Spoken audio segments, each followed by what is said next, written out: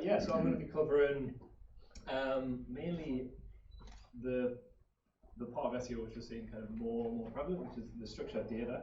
So yeah, I was going to run through kind of some of the new opportunities with structured data and just what it is as basically as I can. I know some theories from our previous sessions, so just you might have kept a visit when we were Flow Digital, but just so you know, really we merged at the end of last year.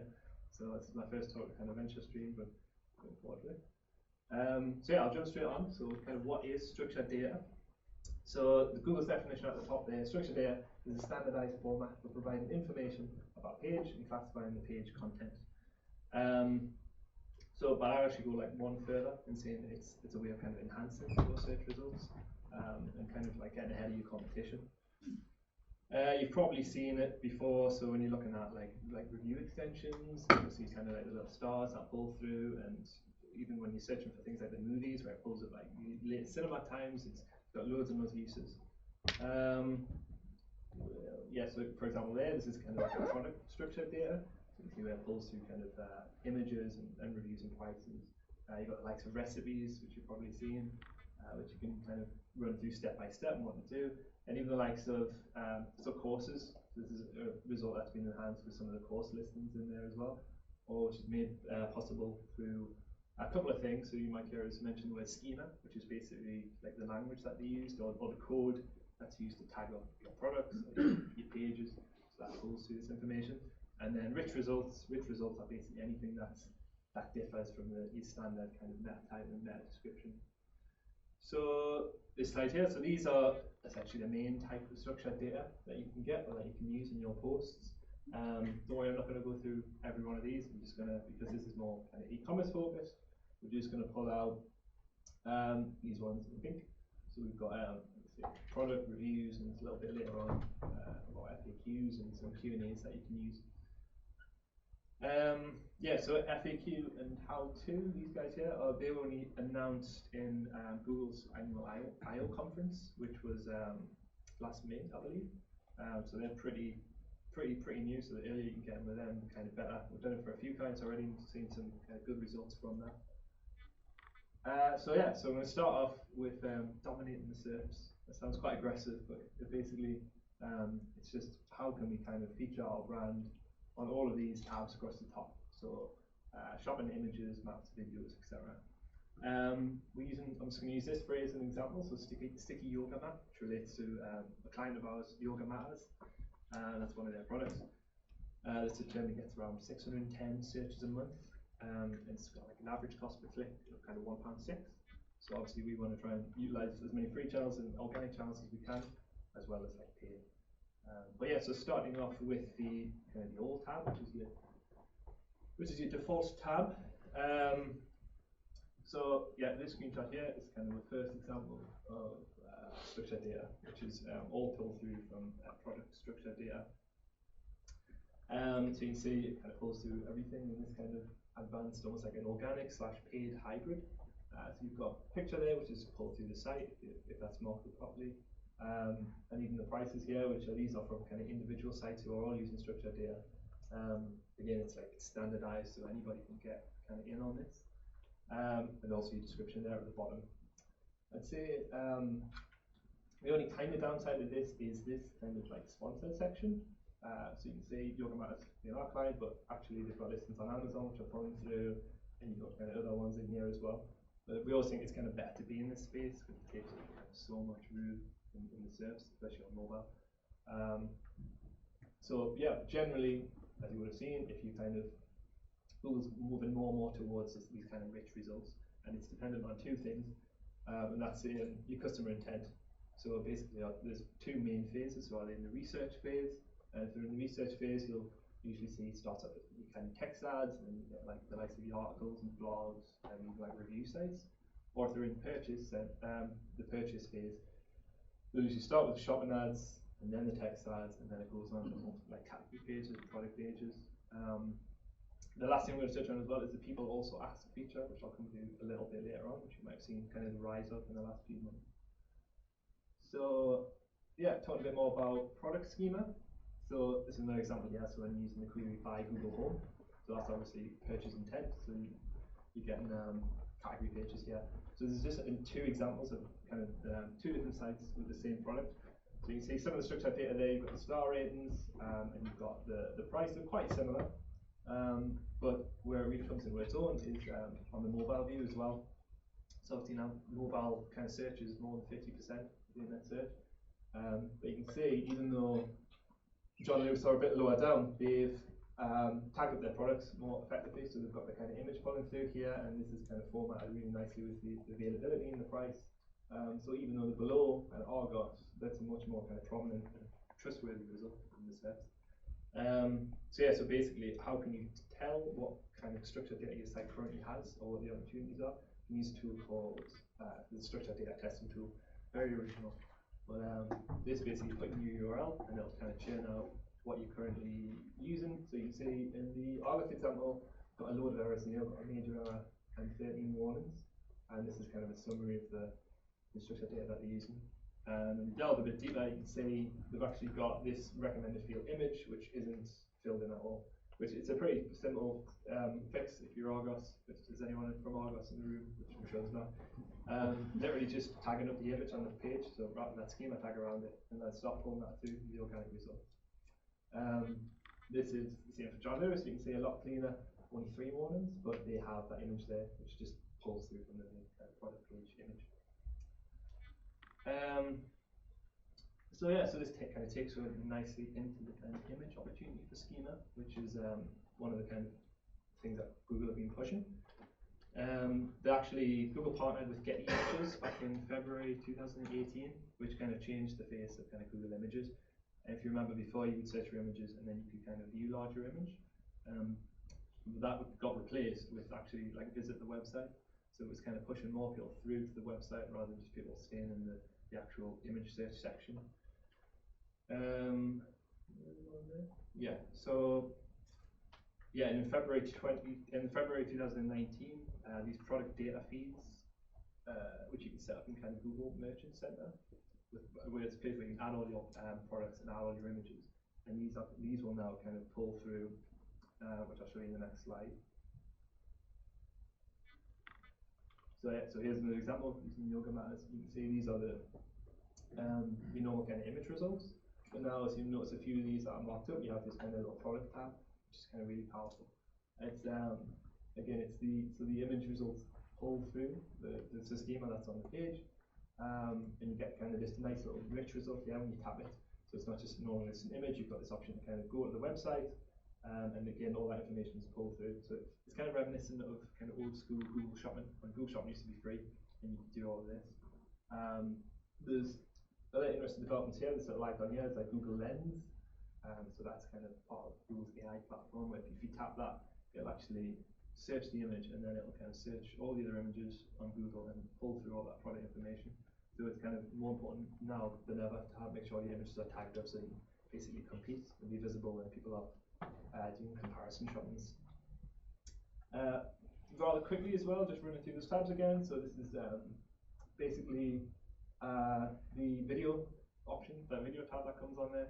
So we'd recommend, if you're doing a few searches with your product, kind of identifying what's coming up in that first page, in that organic listing page. And if you do find that videos are at the top or even like midway through the page, it's definitely worth kind of creating video content to match that kind of user intent, what the user are looking for. We have to see example here again with Yoga Matters. For that same search term, you've got a kind of a video that kind of fills that gap for your yoga mat. Yeah, so if you're hosting it on YouTube, your YouTube will automatically tag up your videos with schema, which is handy. So we just recommend making sure that everything's optimized on the video itself. So the thumbnail is kind of entices you to kind of click through, and even the title and the description, because views on everything. You might see competitors' videos on there and they've got like a few thousand views, and you think, oh, how can I compete? But actually, it's quite important on the page if you've got a long kind of description and it ties into your category, and you link it back. That'll kind of make you appear more relevant than just the video that's got kind of more views. Alternatively, you can host a video on your site as well, but just do the same thing. So there's video kind of structured data which you can use to tag it up, so I'll pull it through in the results. So yeah, so that kind of covers the majority of the schema or the structured data for actual products. and we'll move on to now, which is more so the kind of when people are in the research phase. And it's this kind of increase in the people also ask, which you may have seen when you're on your mobile. It used to show up around 20% of the time, but it was kind of a major update in June, and now this result shows up kind of 87% of the time, so regardless of what you're searching for. There's no need for schema, but it does help. So a lot of these Google will automatically kind of pick up based on just what your page title is and the actual content on the page. And all these are it's all kind of leaning towards Google and Amazon as well, and their voice search as well. So when you're actually searching for something, say like Google, it'll actually pull through a lot of kind of these results here, and a lot of the featured results, which will sometimes say at the top of pages. So basically introducing this kind of like question-led content in your content strategy is a way of kind of covering all that basis, everything from the sales funnel, from the kind of research phase down to the buying phase. So you can say that exact same one again when you put in sticky yoga mats. If you're asking what are they, or 4mm ones any good? It's quite niche kind of questions that you might not think off the top of your head when you're putting your content strategies together. We're just kind of blitzing through all these results and give you some ideas. A lot of these you can cover in one kind of in one blog as well. So it's not like we're needing a separate blog, a separate page plans for each one. If you spot kind of themes, you can pull it together and mark it up with this structure here. This is just another example of so like ASOS. When you're searching for kind of ASOS delivery, you get these kind of questions that pop up, and every time you click on one, more kind of show up underneath. But ASOS do pretty well, to be honest. They have this kind of URL here, which is their we've got that in various other ones, which is like the support site. But you can see even opportunities there where you get the likes of kind of engaged customer and other sites which could potentially be kind of stealing traffic off you. But obviously, marketers will want to kind of keep all the site on, all the traffic on our site, so we can kind of control the information we're giving them, and hopefully kind of lend that into a funnel, so email marketing funnels and that kind of thing.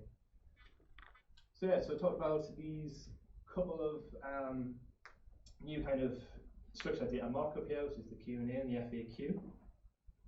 So again, these are kind of rich results on the right hand side. You've got your Q&A, which is kind of customer led, which is, so you get things like this. So if you've got like a forum, or if you've got the likes of Yahoo Answers, where actually customers are contributing to questions, that'll pull through there and it pulls through the votes.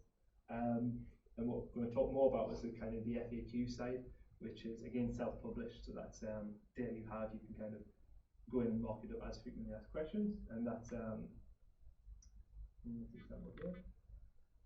So this is an example here for another client's storage world. So this is like the standard result you get here, and then through a bit of kind of the structured data, you get this kind of enhanced view. It just gives you kind of more online real estate. So basically, almost like doubling the size of the SERP, which just makes it more visible. Again, the FAQs are kind of like self-submit as well. So these actually just follow the titles, the headings that are on that page.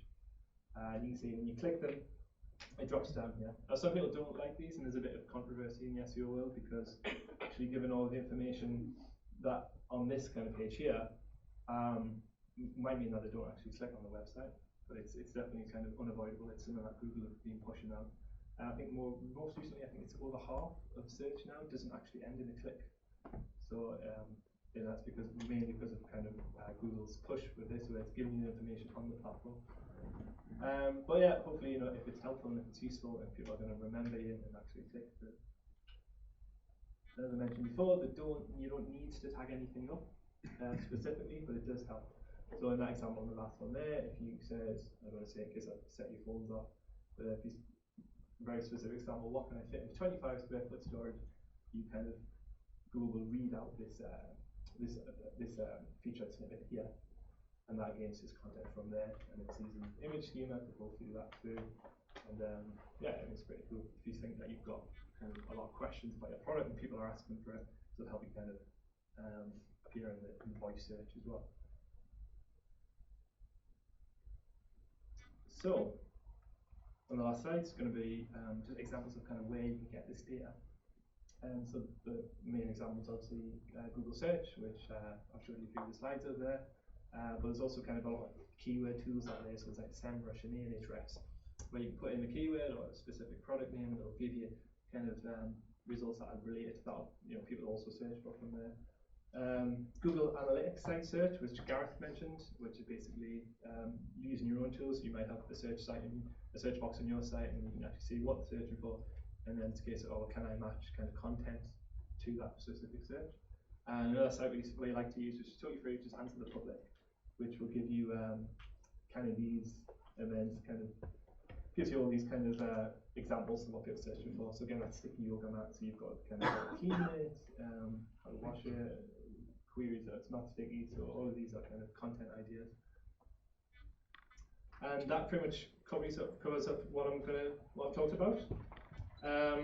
Just on a final few points, so like things that Gareth mentioned. So anytime you implement some of these search that data, stick it in your annotation so you know what it is. As soon as it's on the site, you should see, with like say for the star ratings extensions, you should see an increase in click-through rate and even conversions, because you've got that kind of trustworthiness straight away.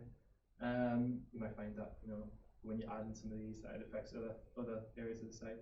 And lastly, just to like mirror what Gareth was saying, you can set up kind of custom goals on that as well. So you can track the actual blog traffic and see how that's kind of contributing towards your sales and your conversions, which are the main things that you want to go for. But I shall, any other questions? Just use that URL at the top, or you can just grab us afterwards, and I'll pass you over to my colleague Ollie, so I'm on the base side. Thank you.